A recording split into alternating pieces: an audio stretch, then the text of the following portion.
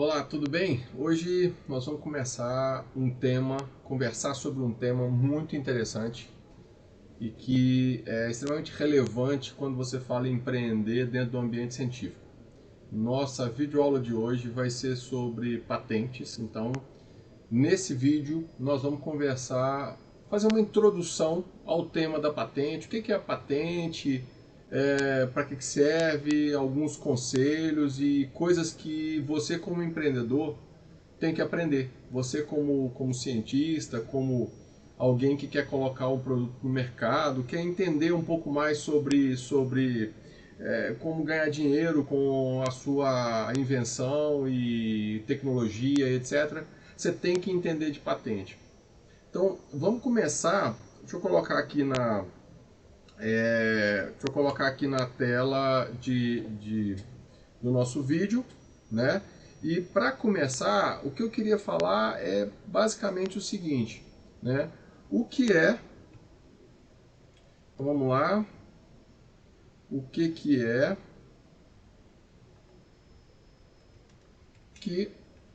propriedade intelectual?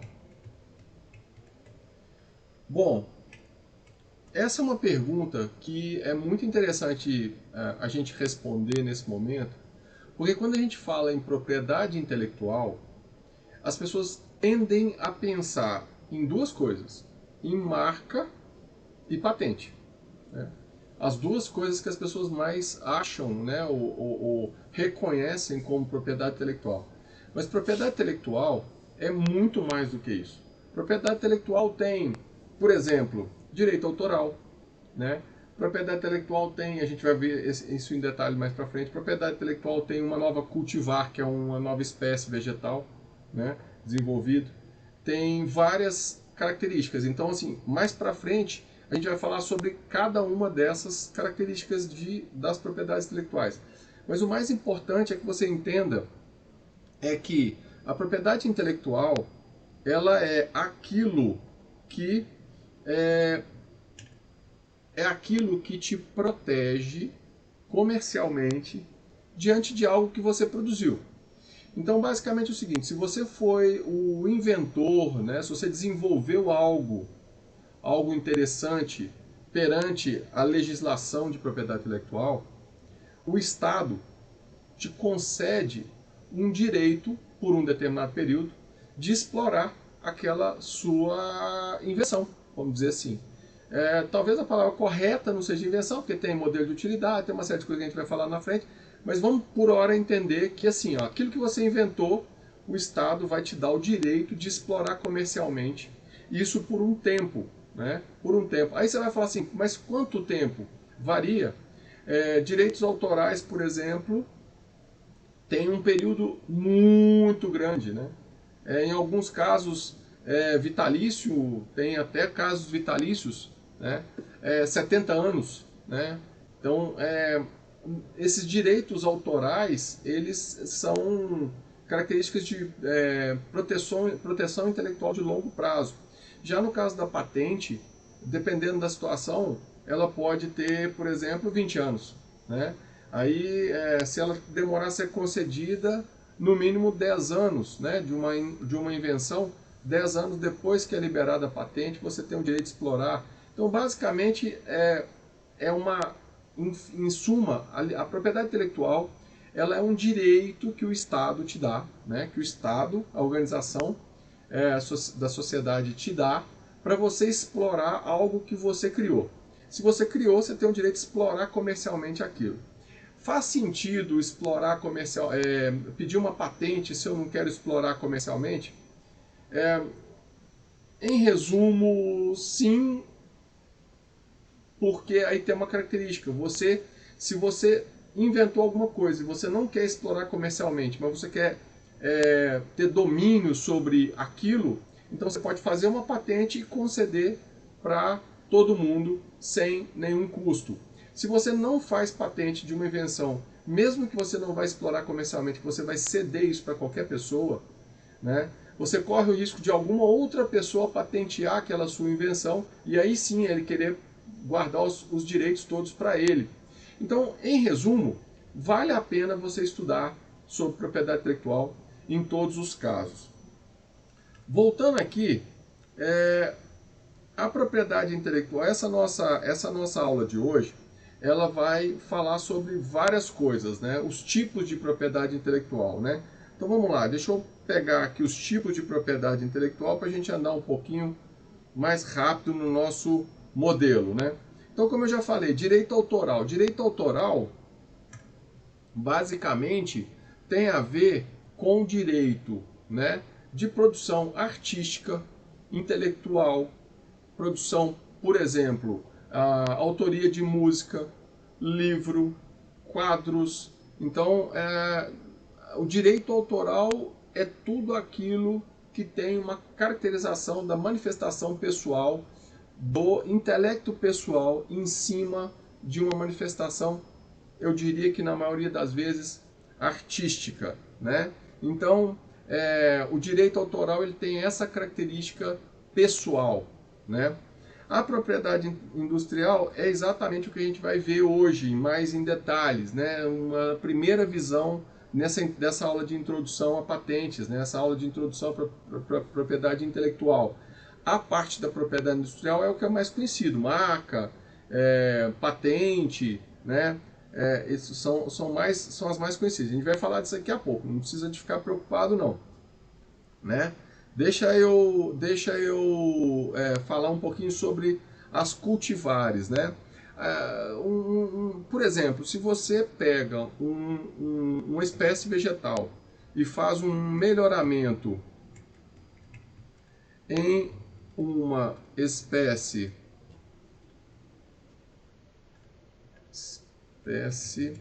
vegetal e aí daí você cria uma espécie com características totalmente diferentes do que já existe, podemos dizer que você criou uma nova cultivar. Então você pode, por exemplo, eu desenvolvi recentemente eu vi uma pimenta que foi desenvolvida por pesquisadores da Embrapa com características de ardência tal, com características de sabor tal, com durabilidade à praga tal. Então eles desenvolveram isso fazendo cruzamento de plantas, né? E eles chegaram a essa nova cultivar. Então assim, cultivar também é passível de propriedade intelectual. Então para você explorar comercialmente isso, vender comercialmente e tal, você tem que fazer um licenciamento dessa cultivar, né? E o programa de computador, que é uma sequência de códigos, seja em linguagem normal ou linguagem computacional, onde você descreve, é parecido com propriedade intelectual, onde você descreve as características daquele software. Muito difícil essa parte de computador. Gente, deixa eu fazer uma observação aqui com relação a essa aula de hoje, para que a gente não tenha problemas com o entendimento do objetivo dessa aula. Quando a gente fala sobre propriedade intelectual, e eu tenho a oportunidade de conversar com muitos empreendedores, as pessoas não sabem absolutamente nada sobre propriedade intelectual. Tudo que eles sabem, a grande maioria das vezes, é confuso e é equivocado. Então o que eu queria propor nessa aula de hoje não é fazer uma super aula para você sair daqui sabendo tudo de patente, tudo de propriedade intelectual. Não, pelo contrário, essa aula de hoje aqui é uma aula que tem como objetivo inserir, vamos dizer assim, no seu entendimento um pouco das características de propriedade intelectual. Então, por favor, eu não vou ficar aqui me preocupando com o detalhe do detalhe do detalhe da preciosidade. Eu vou tentar, ao final dessa aula, te passar o que é importante prestar atenção, quais são as dicas principais de alguns especialistas. Eu vou citar um especialista aqui que é fera em patentes, esse sim sabe muito, vou falar dele, né? Então, eu vou dar dicas, então assim, sem preciosismo, por favor, sem detalhes. Eu não quero aqui que você se torne um especialista em patente assistindo essa aula. Eu quero que você saiba quais são as pegadinhas que tem por trás disso, como é que funciona essa estrutura e o que você tem que saber para poder levar adiante essa área dentro do seu negócio. Seja para você se preparar para poder licenciar com terceiros, conversar com o NIT ou outros locais. O NIT, gente, é um núcleo de inovação tecnológica que tem em cada uma das universidades. O NIT, ele é o órgão dentro, né, o local dentro da universidade que gerencia a propriedade intelectual produzida na universidade. Então, o NIT também está muito bem preparado para te ensinar essas questões. Mas algumas questões são importantes você saber, independente de qualquer coisa. Então, essas questões importantes que eu quero compartilhar com você aqui agora. Voltando então um pouquinho para a tela aqui novamente, né? Eu vou entrar no ponto da propriedade industrial. Como eu falei, eu ia entrar na propriedade industrial para que eu pudesse colocar para vocês um pouco mais da propriedade industrial, que é exatamente o tema da nossa aula de hoje. Deixa eu subir um pouquinho aqui, tá? Ok, então nós vamos falar hoje mesmo, principalmente, sobre propriedade industrial. Então vamos lá.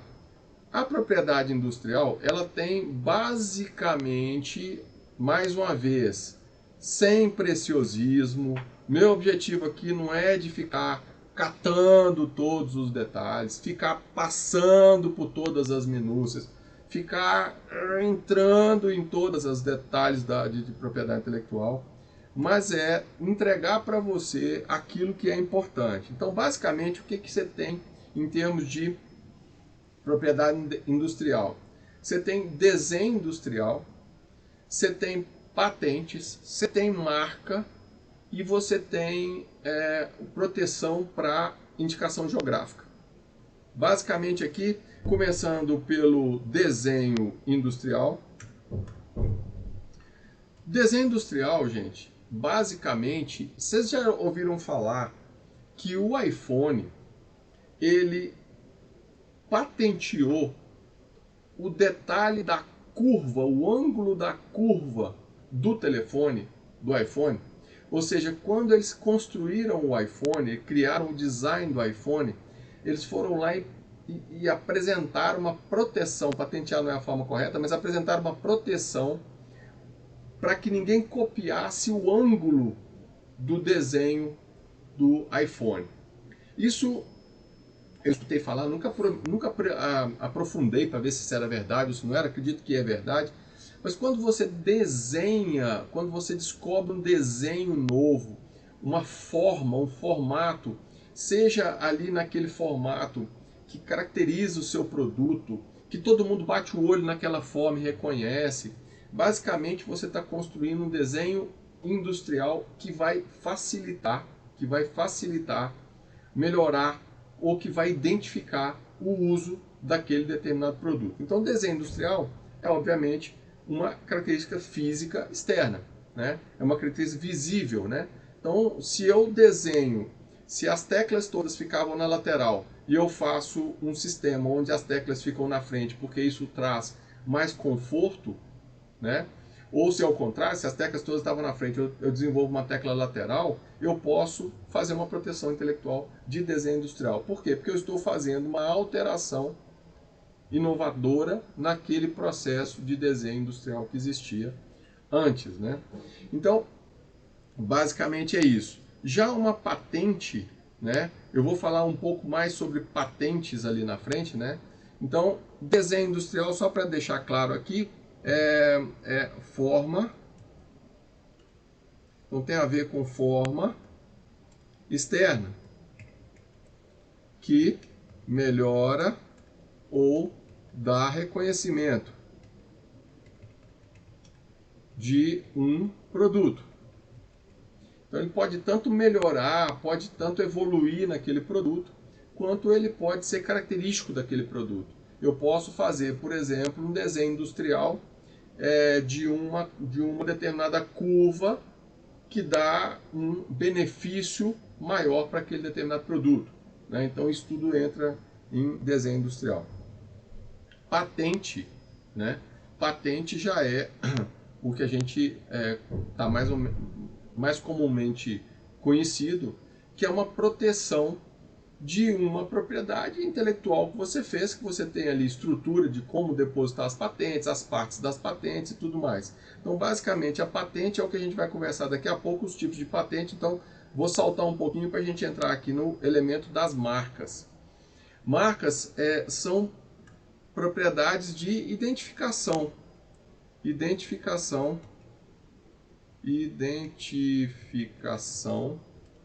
de empresas. Então eu posso ter a marca da empresa, eu posso ter uma marca do produto da empresa.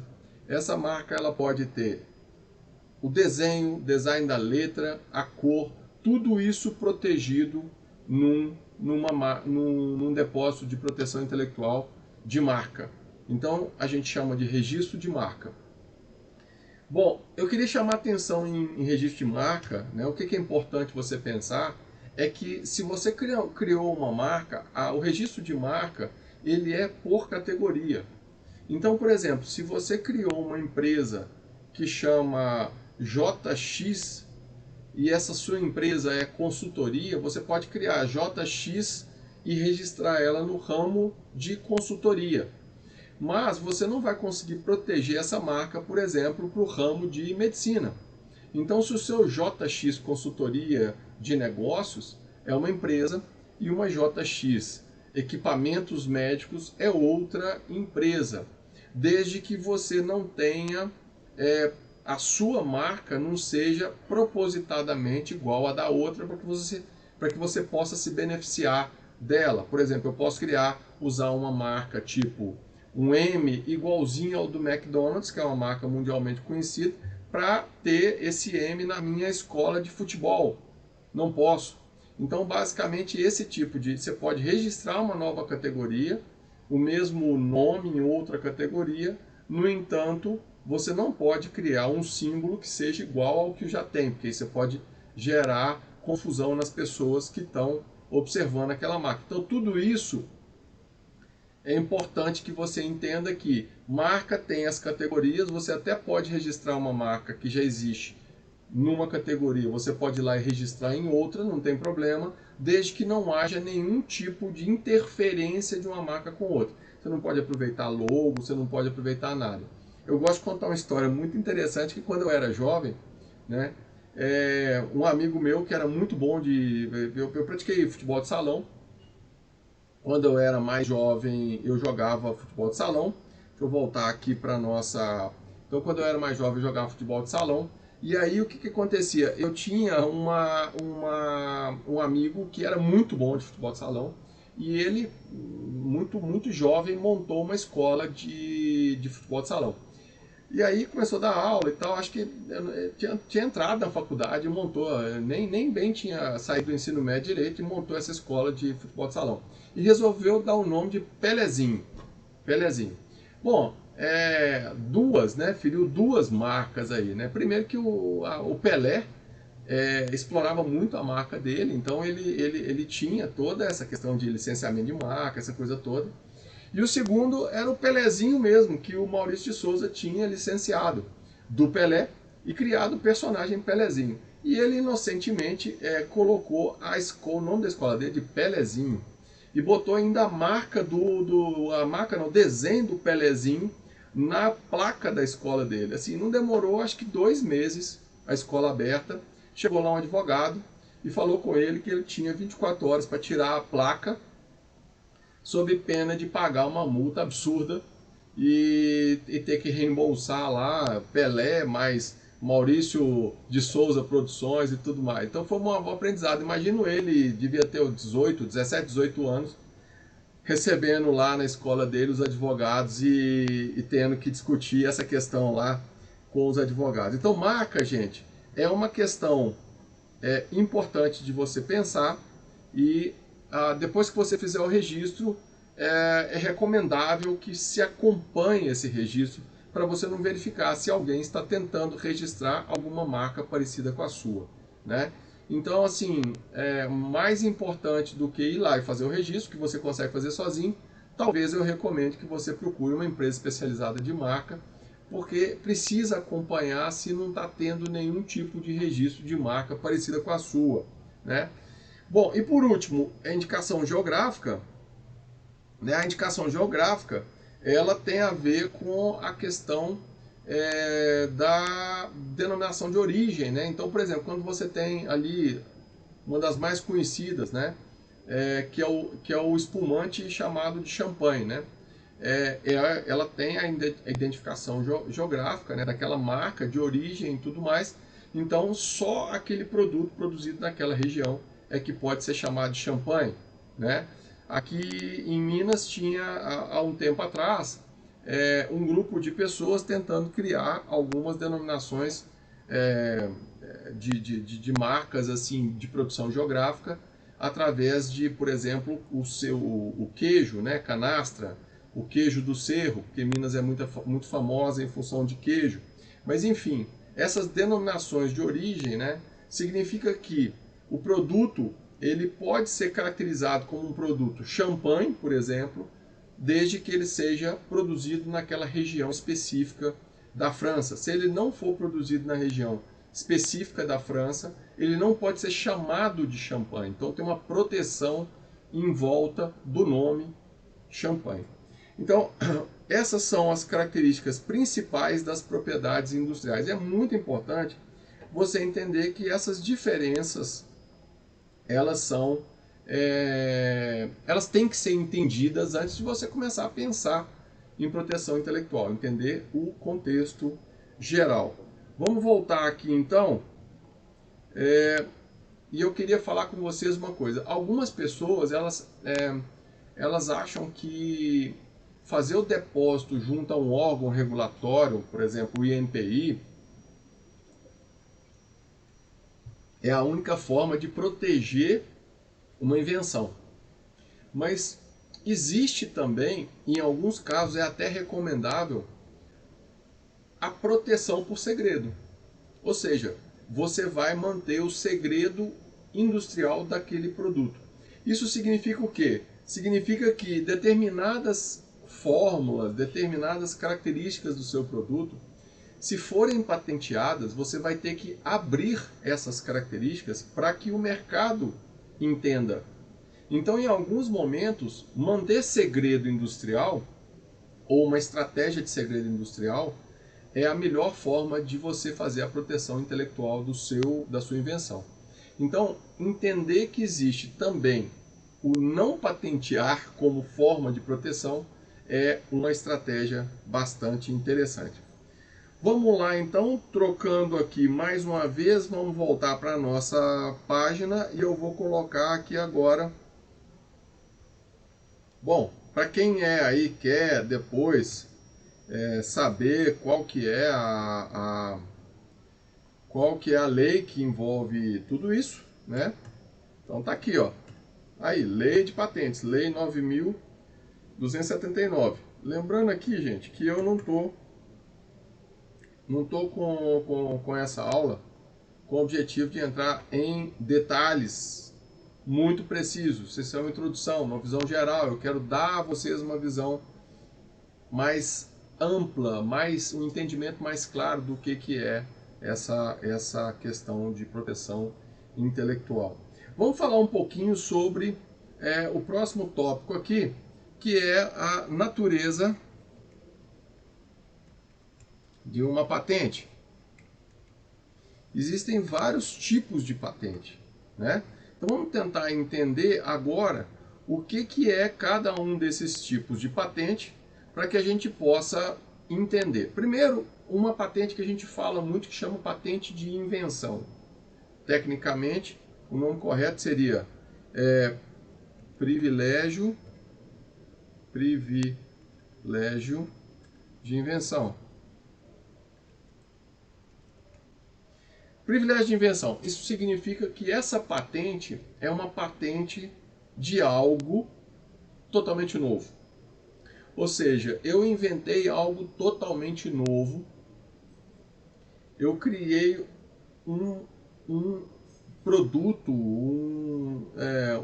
uma inovação, e essa invenção ela não existia, não tinha o estado da arte anteriormente chegava até, de desenvolvimento científico, chegava até a outra rota, e eu criei uma segunda rota totalmente nova para chegar a um determinado objetivo, e esse objetivo me leva a um ganho, ou seja, isso que eu inventei gera um resultado muito melhor do que a rota que existia. Então gerou-se aí o que? Uma invenção, né? Então a invenção é um dos tipos mais difíceis de patentear, porque ela realmente você tem que comprovar para todo mundo que aquilo ali é uma invenção mesmo, ou seja, não pode ter nada caracterizado como aquilo no passado.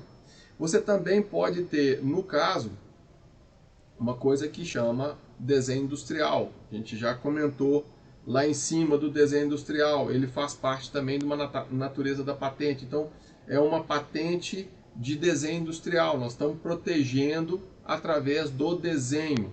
Então, entrando aqui, ela entra no desenho industrial. Então, posso colocar aqui, ó. Desenho industrial. É uma natureza de patente.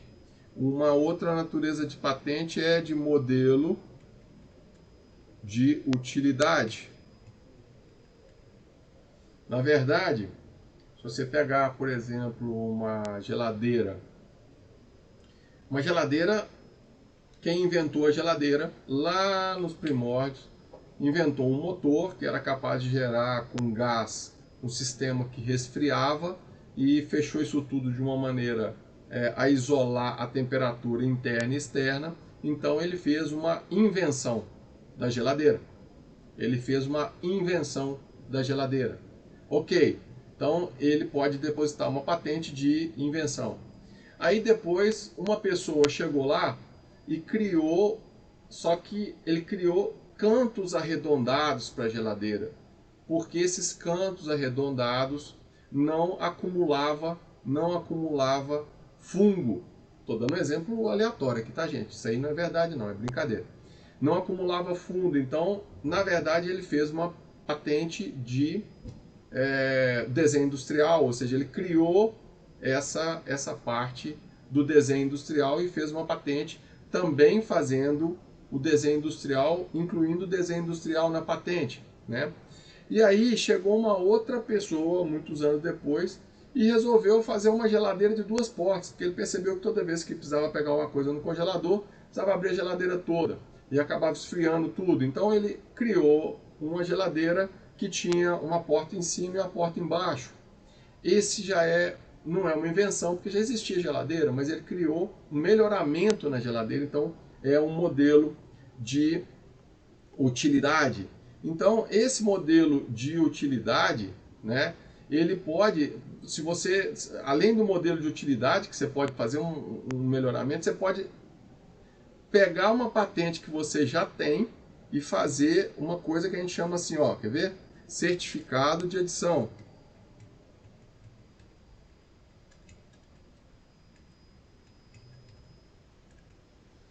Você pode, por exemplo, criar um relógio que você vai colocar uma temperatura, um termômetro, né? Tô tentando lembrar da palavra, um termômetro externo para poder falar com você que temperatura está lá dentro e tal. E isso não tinha em geladeira nenhuma, então você vai lá e registra isso como certificado de adição, ou seja, é um pequeno adicional que você colocou naquela patente. Muito bem. Essas são as naturezas da patente. E aí, partindo para acabar já a nossa aula, eu vou entrar aqui numa outra coisa que é a parte da liberdade de operação, né? Então, muitas vezes você pode estar criando alguma coisa no seu laboratório e falar assim, não, eu não vou patentear, não quero patentear, etc., mas eu quero comercializar esse produto. Uma das primeiras coisas que você tem que entender é se você pode comercializar aquele produto, né? Então, como que a gente faz normalmente isso? precisa ser feito um trabalho que a gente chama de busca de anterioridade. A busca de anterioridade, vamos voltar aqui na coisa, ó. Busca de anterioridade. Espera aí, deixa eu escrever com letra maiúscula aqui. Busca de anterioridade. Vamos dar uma trabalhada nessa questão da busca de anterioridade, porque isso é muito importante. Bom, gente, presta atenção numa coisa aqui. Deixa eu voltar minha coisa para a tela principal, porque isso aqui é muito importante. A busca de anterioridade é aquela busca que é feita quando você vai nos locais onde são registradas as patentes do mundo todo para avaliar se já existe alguém que patenteou aquilo ou algo parecido com aquilo. É muito comum, mesmo que não estejam te copiando, é muito comum que em 2 locais no mundo surjam pesquisas iguais, similares. Agora nós estamos vendo aí pesquisas de vacina, de remédio, Covid, etc. Centenas de pesquisadores no mundo inteiro trabalhando para o mesmo objetivo. Então é muito comum que isso aconteça. Então a primeira providência que você tem que tomar antes de pedir uma patente, ou pedir de ter o esforço de redigir uma patente, depositar uma patente, é fazer uma busca por anterioridade. Como é que você faz uma busca por anterioridade? Quer dizer, para que fazer uma busca por anterioridade? A busca de anterioridade, em primeiro lugar, ela tem o seguinte objetivo, né? O objetivo dela é verificar se já existem patentes daquela tecnologia. Bom, óbvio, né? Eu preciso saber, eu estou desenvolvendo alguma coisa, vou lá saber se já tem patente disso aí. Vocês sabem essa busca que a gente faz nos mecanismos aí de busca, que todo pesquisador, todo cientista sabe fazer isso muito bem? Então, nós temos que fazer a mesma coisa usando palavras-chave, usando todos os elementos de ligação, condicionais, se, não, e, incluindo, excluindo, ou seja, todos os elementos de busca, né, nas grandes bases de dados de patentes. Então, só para você entender uma lógica, a patente, existem todos os países, né, a maioria dos países tem o seu próprio escritório de patente, né? No Brasil, vocês sabem o nome do escritório de patente do Brasil, que é o INPI, né? Então, o INPI, ele, aqui no Brasil, é o organismo que, vamos dizer assim, monitora e gerencia e é a autoridade de patentes no Brasil, né? Então, o INPI tem uma base de patentes. Então, assim, se você quiser pesquisar no INPI, você pode entrar lá no INPI e verificar uma patente. Agora, a gente sabe que as grandes patentes, elas não são registradas no único país de origem. Elas são registradas globalmente, especialmente quando são as patentes mais relevantes. Então, o que a gente recomenda? Fazer uma busca mundial. O que é uma busca mundial? Você tem que olhar no local onde tem os maiores bancos de patentes do mundo, né?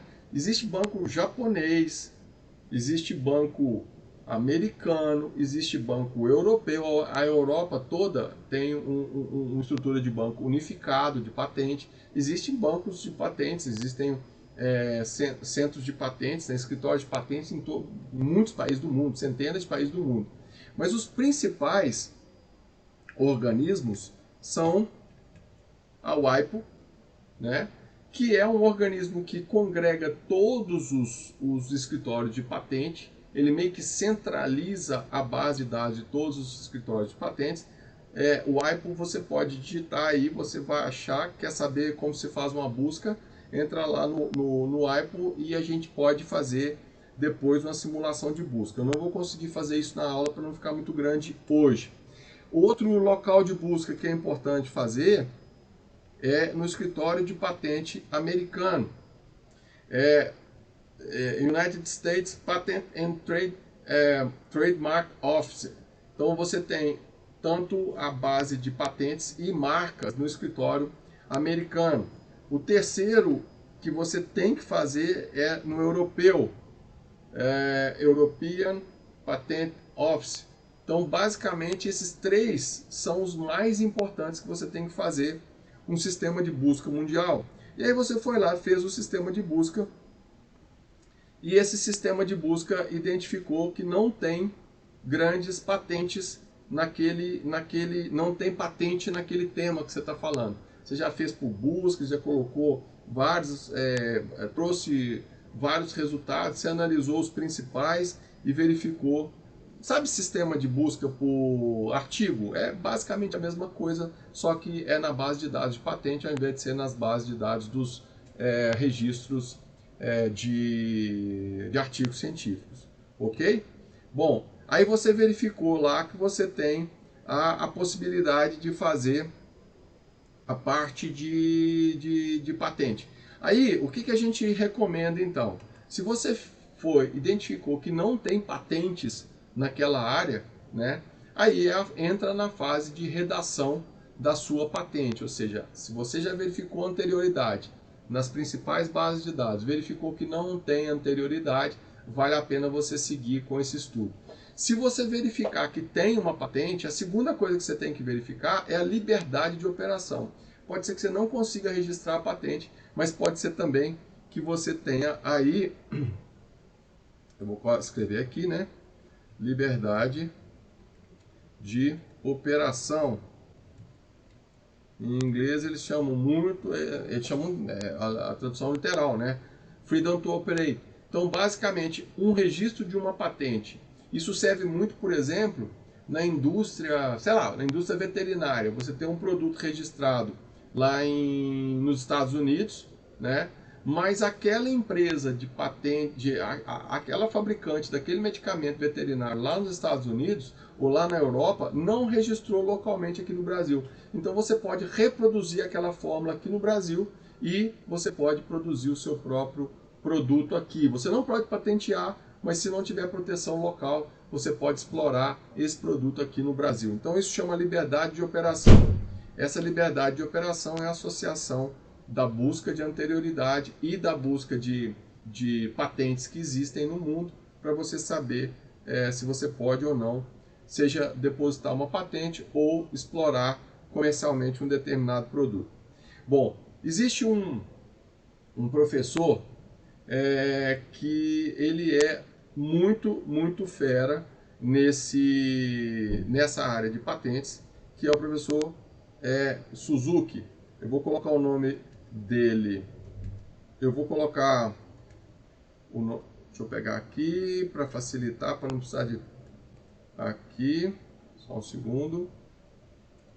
Professor Suzuki, Henry Suzuki. O professor Suzuki, ele compartilhou, tá na internet, você pode digitar o nome dele, você vai encontrar vários artigos de patentes. Ele realmente é um profundo conhecedor dessa área, produz muito conteúdo, esses conteúdos estão disponíveis na internet, e o professor Suzuki também tem vários seminários que ele fala sobre patente, então você pode fazer workshops online, etc. É uma ótima fonte, recomendo muito que você procure, se você quiser se aprofundar um pouco mais, o professor Suzuki, para você verificar os conteúdos que ele tem disponíveis aí e, de repente, se você quiser aprofundar um pouco mais, você pode fazer isso, né? Então, aqui, ó, ele colocou, eu vou falar compartilhar um pouquinho de alguns conselhos que ele colocou, e eu vou aqui com todo respeito à propriedade intelectual e autoral do professor Suzuki, deixando bem claro que esse conteúdo aqui agora, esses conselhos são dele, né? Eu quero só compartilhar um pouquinho e discutir um pouquinho sobre esses conselhos. Então, o primeiro conselho que ele dá é o seguinte: existem vários instrumentos de apropriação intelectual. É importante conhecer todos. Como eu falei, direito autoral é um, cultivar é outro, registro de software é outro, marca é outro, né? Então, assim, basicamente, entender esse universo como um todo é bastante importante. Conhecer esses todos e mesclar em algumas situações é importante. Exemplo, se eu não posso proteger com invenção, eu posso proteger com modelo de uso, desenho industrial. Então, de repente, fala assim, ó, ninguém pode fazer essa caixa, o octagon, né, naquele sistema de luta lá do MMA, né? Todo mundo pode criar uma jaula para você fazer, mas não em forma de octógono, porque em octógono já tá protegido, um desenho, aquela forma já está protegida. Então é importante você saber a marca junto com forma, ou seja, mesclar esses elementos é fundamental para você chegar a um objetivo de proteção intelectual. Lembrando que o segredo industrial, em alguns casos, ele também é uma forma de proteção intelectual. Vamos ver o próximo aqui, o conselho do professor Suzuki aqui. O próximo conselho é: diferentes instrumentos de apropriação têm diferentes lógicas de uso. Melhor usar vários em combinação. Eu acabei já falando um pouco disso, né? Eu dei um spoiler aí na minha outra fala, e aí um pouco do que ele já escreveu. Bom, agora o próximo conselho isso aqui é uma curiosidade que as pessoas não sabem. Diferentes instrumentos de apropriação têm diferentes coberturas geográficas e temporais, né? Então, basicamente, quando você fala em, por exemplo, a música criada pela Madonna, né? A música criada pelo Eminem, né? que é cantor super famoso, a Madonna, o Eminem, enfim, vários desses cantores que são populares no mundo todo, né? A música deles não precisa ser patenteada, o direito autoral não precisa ser registrado em todos os lugares. Ou seja, ela já é de abrangência mundial. É o que ele fala aqui, ó. A cobertura geográfica é mundial e temporal também, de longo prazo. Muito provavelmente durante toda a vida daquela pessoa a proteção já vai existir, não vai acabar tão cedo. Com o passar de muitos anos, esses direitos autorais caem, como é o caso, por exemplo, de obras de grandes pintores clássicos, que já não tem mais proteção intelectual, né? Então, em algum momento, essas obras passam a ser o que a gente chama de domínio público. Então, entender que existem diferentes coberturas geográficas é importante. Agora, o mais importante é você entender que patente é regional, diferente de direito autoral. Então, patente e marca, infelizmente, é regional. Eu poderia facilmente registrar uma marca ou uma patente aqui no Brasil e depois, quando eu for reivindicar esse mesmo direito fora do país, eu não ter esse direito reconhecido. Eu não vou ter esse direito reconhecido, porque o registro de marca e de patente ele é regional e não global, como a gente tem, por exemplo, na propriedade intelectual.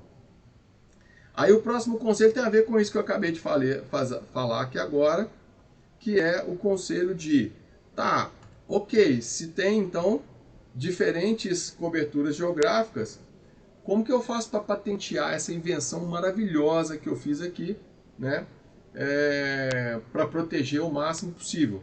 Ah, já sei, eu vou eleger 30 países e vou patentear em 30 países. Não é possível, porque se você observar aqui, ó, patentear em muitos países pode custar uma verdadeira fortuna. Eu já tive essa experiência e eu posso dizer para você que uma patente custa em torno de 25 mil dólares para você depositar, por exemplo, nos Estados Unidos, né? É isso mesmo, é caro mesmo, é muito caro. Se eu resolver escolher Estados Unidos, Europa, África, Austrália, etc. Então, o que vai acontecer? Vai acontecer que eu vou ter que ter muito dinheiro para proteger essa invenção no mundo todo. Pode custar, de fato, uma verdadeira fortuna. Então, qual é a solução? Ah, vou patentear só no Brasil. Não, patentear só no Brasil pode matar o seu projeto. É muito difícil, não tem uma resposta única, mas eu vou dizer para você, basicamente, que o que a gente recomenda, o que eu vivi, a minha experiência, é que quando você vai patentear, você tem que pegar, primeiro, analisar quais são os seus maiores mercados, comercialmente falando. Então, se os meus maiores mercados são o Brasil, por exemplo, se você está trabalhando com agro, se você está trabalhando com veterinária, que é muito local, tem características únicas aqui no Brasil. O Brasil tem maior rebanho, um dos maiores rebanhos bovinos no mundo, né? É um dos maiores produtores de leite, de carne, de frango, enfim. Se você tem um produto para esse público, o Brasil pode ser muito importante você registrar aqui, né? E além do Brasil, em outros países, eu registraria na Europa, eu registraria nos Estados Unidos. Por quê? Porque a grande maioria dos fabricantes estão lá. Então, se você patenteia lá, você acaba protegendo essa patente lá. Lembrando que a patente, além de proteção, ela também serve como propaganda. Isso aí você nunca viu, né? A patente, deixa eu voltar aqui para a nossa tela cheia. A patente ela pode servir como propaganda para você. Você pode, as pessoas podem fazer uma busca lá, por exemplo, por anterioridade, elas podem fazer uma busca lá de liberdade de operação e verificar que tem uma patente dessa produzida e registrada lá no Brasil pela Universidade XPTO, que está desenvolvendo essa tecnologia. Ao invés de desenvolver uma tecnologia paralela, criar uma rota lá, eu vou naquela universidade ou eu vou naquela indústria que patenteou e vou tentar licenciar isso aí. Então, na verdade, a sua patente funcionou como o quê? Funcionou como uma propaganda para você. E outra coisa que é muito interessante você entender é que a patente também pode funcionar, sabe como o quê? Como fonte de pesquisa. Se você buscar no banco de patentes, aquilo ali pode dar muitas ideias de você desenvolver novos produtos. Então, toda vez que você tiver uma ideia nova de desenvolver um novo produto, vai lá na busca de patentes, joga aquelas palavras-chave, vê o que tem sendo patenteado. Se você está lá, patentes já depositadas há 10, 15 anos atrás, pode esquecer que esse troço não tem nada de inovação. Agora, se de repente tem uma patente, ou não encontrou nenhuma patente, se você pegar um artigo que saiu agora na Nature e tentar achar uma patente, muito provavelmente você não vai achar. Você não vai achar uma patente. Mas provavelmente já foi feito o depósito. Só não está pública ainda, né? Porque tem um período que essa patente fica lá, que ela não é pública. Só depois que ela toma publicidade. Então, basicamente, você deve sempre procurar uma patente antes de começar a evoluir numa pesquisa, tentando levar essa pesquisa para o produto, tá? Então, lembrando, patente pode ser propaganda para você, porque as pessoas do mundo inteiro vão saber que você fez aquele depósito, e também pode ser fonte primorosa de consulta para lá. Vamos fechar a nossa aula, que eu extrapolei muito o nosso horário. Deixa eu voltar aqui na página, então. E aí, por fim, falando aí, deixa eu ver se tem mais algum... tem aqui, ó. Esse é importante. Mais um conselho do professor Suzuki. Vamos lá. Professor Suzuki, qual que é o conselho agora? O conselho agora é esse. Ó. Ao invés de contratar alguém para redigir uma patente, aprenda a fazê-lo. Contrate para orientar e revisar a redação. Deixa eu contar uma história pessoal aqui. Então, vamos lá, vamos recapitular aqui. Então, você tem uma tecnologia. Você desenvolveu essa tecnologia, você quer transformar em produto, você está preocupado com tudo isso que eu te falei, que você tem que proteger. Então, o que você faz? Você vai lá no escritório e contrata assim, ó, eu quero alguém para redigir a minha patente. Quanto você cobra para redigir a patente?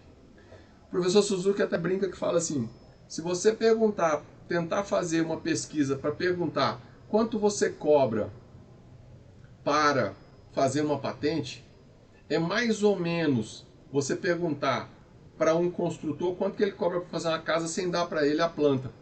Então, não tem jeito de você fazer uma análise, porque para você redigir uma patente você tem que fazer buscas, buscas e buscas e buscas.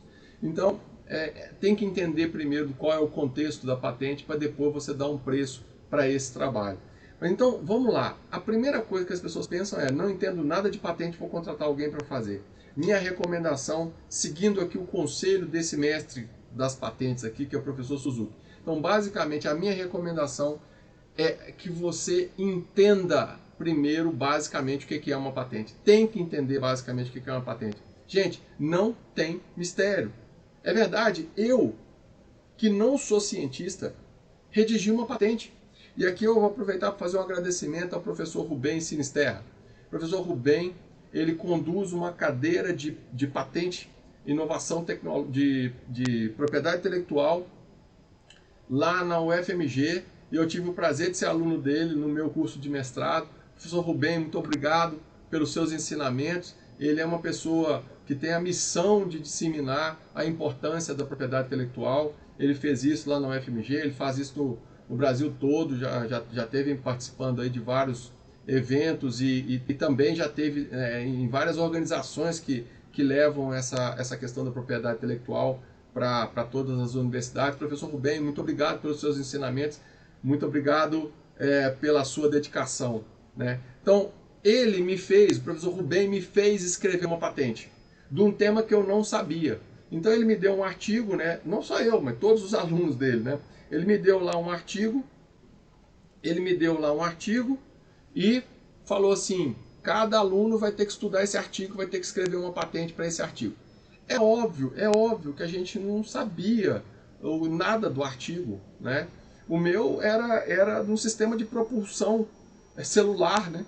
Como é que eu não sei nada disso, eu tive que entender o rotor, estator, sistemas de propulsão guiado. Nossa senhora, aquilo ali para mim foi grego. Eu comecei a estudar. Depois a gente vai entendendo que existem partes dessa patente. Hoje, nessa aula introdutória, eu não vou abordar as partes da patente, mas não é difícil, existem algumas partes da patente ali, alguns blocos que você tem que compor a patente, né? E aí, o mais importante é o bloco da reivindicação. Então você descreve lá, faz uma introdução, descreve o estado da arte, ou seja, quais são todas as pesquisas que tem em cima daquele tema. Depois você tem esses detalhes. Depois eu vou ter uma aula, eu pretendo gravar uma aula específica para poder descrever as partes da patente, como você pode fazer com isso. Não vamos entrar muito em detalhe agora, mas só falando sobre as reivindicações. Então você vai pegar as reivindicações, onde você vai falar assim: quero reivindicações de proteção disso, proteção daquilo outro. Então, basicamente, não é um bicho de 7 cabeças. Depois que você entende, que você vê que aquilo ali pode ser desmembrado em alguns blocos, você fala assim: não, eu sei escrever isso, né?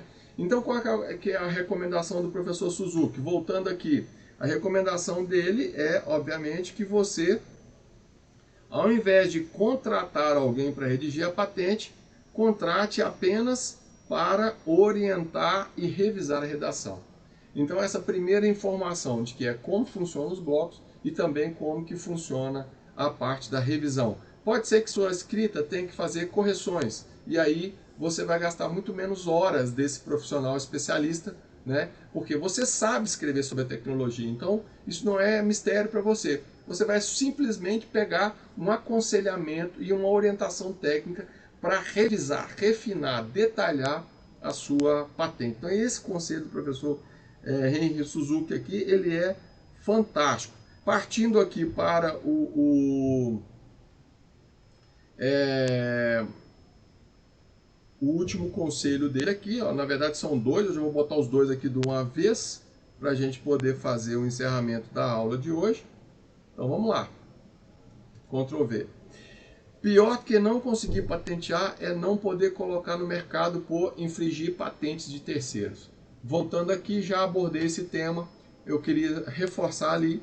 Então, mesmo que você não consiga patentear, você tem que saber se alguém patenteou e se você tem liberdade de operação com aquele produto.